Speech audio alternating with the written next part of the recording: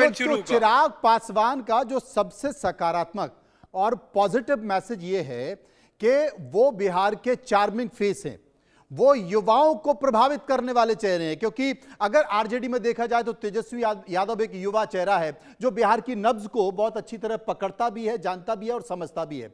अब बीजेपी के पास वैसा कोई चेहरा नहीं है और इसके साथ साथ जेडीयू के पास वैसा कोई चेहरा नहीं है, लेकिन चिराग पासवान एक चार्मिंग फेस है, एक युवा फेस है।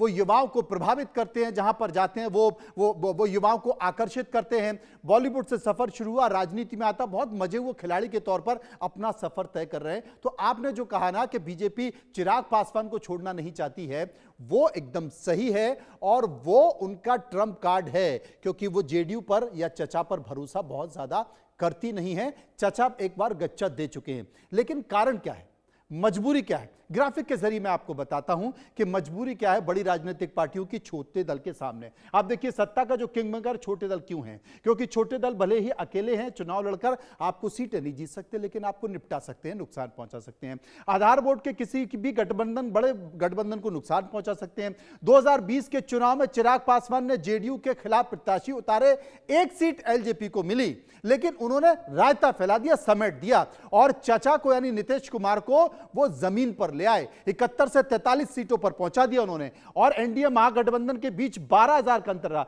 11 सीटों पर जीत का हार एक 1,000 से कम रहा। यानी कि यह नुकसान किसी और ने नहीं, बल्कि यह नुकसान पहुंचाया किसने?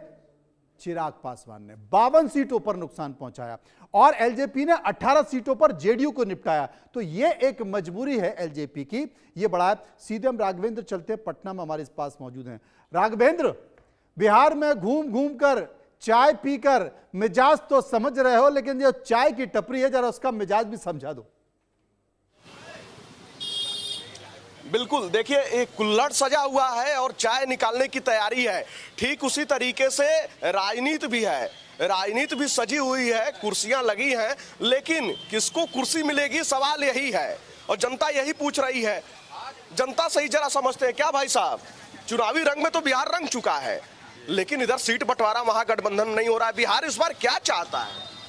विकास चाहता है और जो विकास करेंगे वो जीतेंगे, जो विकास करेंगे वो जीतेंगे। और आपको जो डेवलपमेंट किए हैं, जो एनडीए सरकार है वही सही है अभी।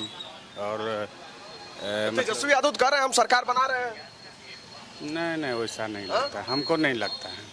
इनको नहीं लगता है। देखिए चाय का मजा तब तक नहीं है जब तक चीनी रोक के, चाय पत्ती ठोक के और दूध झोंक के ना हो।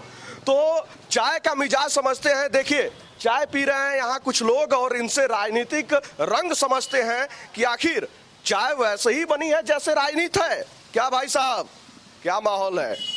माहौल राजनीति का देखते रहिए, जो वहाँ पटना दिल्ली में जो हो रहा है माहौल बदल रहा है। दिल्ली में तो लोग कह रहे हैं कि इलाज चल रहा है, सहनी साहब कह रहे हैं कि वहाँ डॉक्टर वहीं है, इलाज कराने जा रहे हैं, थोड़ा महागठबंधन अस्वस्थ हो गया है। देखिए राजनीति का असर बहुत गिरावट पर है, कब को कहाँ भटक जाएगा चल जाएगा ये कुछ नहीं कहा जा सकता है। भटकने वाले हैं क्या? कोई भी भटक सकता है, कहीं जा सकता है, कोई भी जा सकता है, खुला आजादी है। जनता नहीं जाता है, लेकिन नेता पार्टी के लिए उसके लोकतंत्र में आजादी है जाना। हाँ। तो सब दिन आपके साथ प्रचार किए और अब भटकने वाले हैं। इस बार 2025 में चाय की कुछ और मजा चल रहा है और मुझे उम्मीद है कि इस बार 2025 में फिजा ही कुछ और बदलेगा। अभी बिहार में तीसरा मोर्चा बनने जा रहे हैं हाँ, जिसमें ओवैसी साहब के पार्टी की नेतृत्व करेंगे। उसमें रहेंगे आपके चंद्रशेखर आजाद की पार्टी और छोटा दल 3-4 ठो। अभी आज परेश तीसरा मोर्चा तो कह रहे हैं जनसुराज या प्रशांत किशोर खुद को कह रहे हैं। नहीं, वो तो पता चल जाएगा। हम अपना दम पे 2020 में 5 सीट जब ओवैसी साहब ला सकते हैं तो तीसरा मोर्चा का अधिकार बिहार में ओवैसी साहब को नेतृत्व देखने को मौका मिलेगा, मुझे उम्मीद लग रहा है। अब वो बस एक आध दिन में और विकल्प बुझाएगा। क्या भाई साहब, कौन रंग में रंगा है बिहार? बिहार तो मैंने अब तो उनका तो बातें छोड़ दीजिए, अब तो अब दूसरे मैंने रंग में मैंने रंगा रहा है लोग। हाँ, आप लोग काहे माहौल बदल दिए हैं क्या?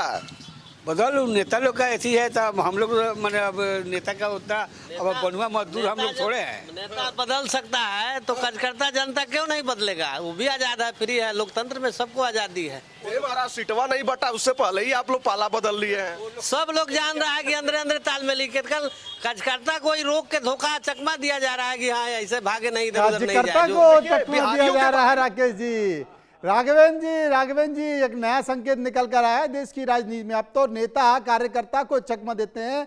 अब बिहार में, पटना में कार्यकर्ता ने कह दिया है कि अब जब नेता चकमा दे सकता है तो कार्यकर्ता क्यों नहीं दे सकता है। बड़ा संकेत है, आपके पास आएंगे। लेकिन इस बीच कांग्रेस की बड़ी खबर